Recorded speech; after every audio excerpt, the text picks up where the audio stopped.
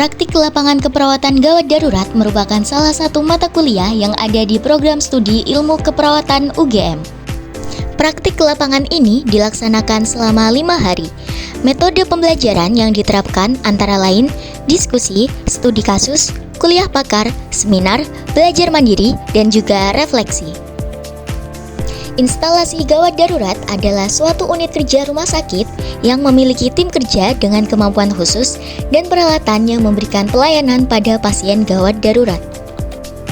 IGD merupakan instalasi yang dituntut adanya kolaborasi yang baik antara dokter dan perawat.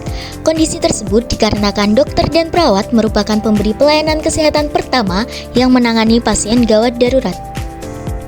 Namun, fakta yang terjadi saat ini adalah sulit sekali untuk menyatukan berbagai profesi kesehatan tersebut ke dalam sebuah tim interprofesi. Pada penanganan pasien gawat darurat, dokter dan perawat sering terjadi perbedaan pandang dan pendapat dalam melakukan tindakan pertolongan di IGD.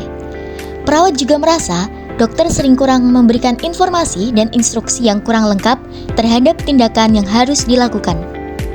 Selain itu, permasalahan di IGD yang cukup kompleks sering mengakibatkan ketidakefisienan pelayanan di fasilitas IGD. Padahal, proses pelayanan IGD dituntut untuk senantiasa cepat dan cermat. Demi mengatasi permasalahan tersebut, maka diperlukan kegiatan praktik lapangan keperawatan gawat darurat agar meminimalisir terjadinya medical error dan nursing error. Di sini, mahasiswa dapat mempelajari alur pelayanan serta kasus keperawatan apa saja yang sering terjadi, terutama di IGD RS Sarjito. Selain itu, praktik lapangan ini merupakan pengenalan dini bagi calon nurse untuk bekerja pada IGD. Pada hari pertama, kami berkeliling di IGD dan melihat apa saja ruangan yang ada di IGD.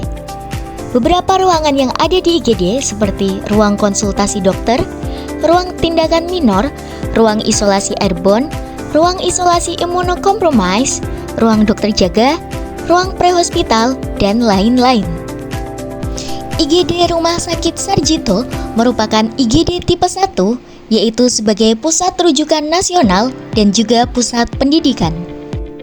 Kami juga belajar apa saja alat yang dipakai di IGD, bagaimana alur pelayanan yang ada di IGD, dan juga bagaimana kolaborasi interprofesi kesehatan yang ada di IGD.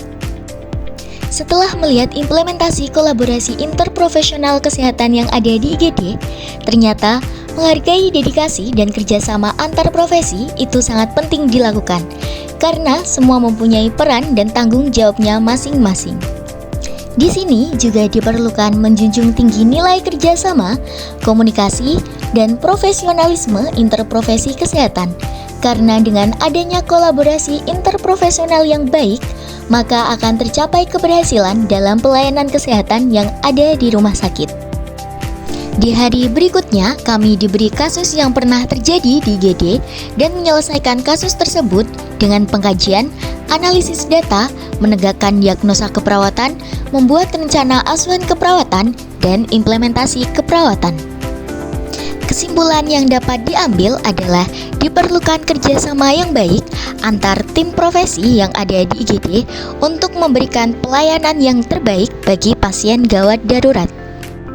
Feedback yang kami dapatkan dari salah satu perawat di IGD selaku instruktur lapangan kami, yaitu kami sudah cukup baik dalam memahami alur pelayanan yang ada di IGD dan juga bagaimana kolaborasi interprofesi kesehatan yang ada di IGD.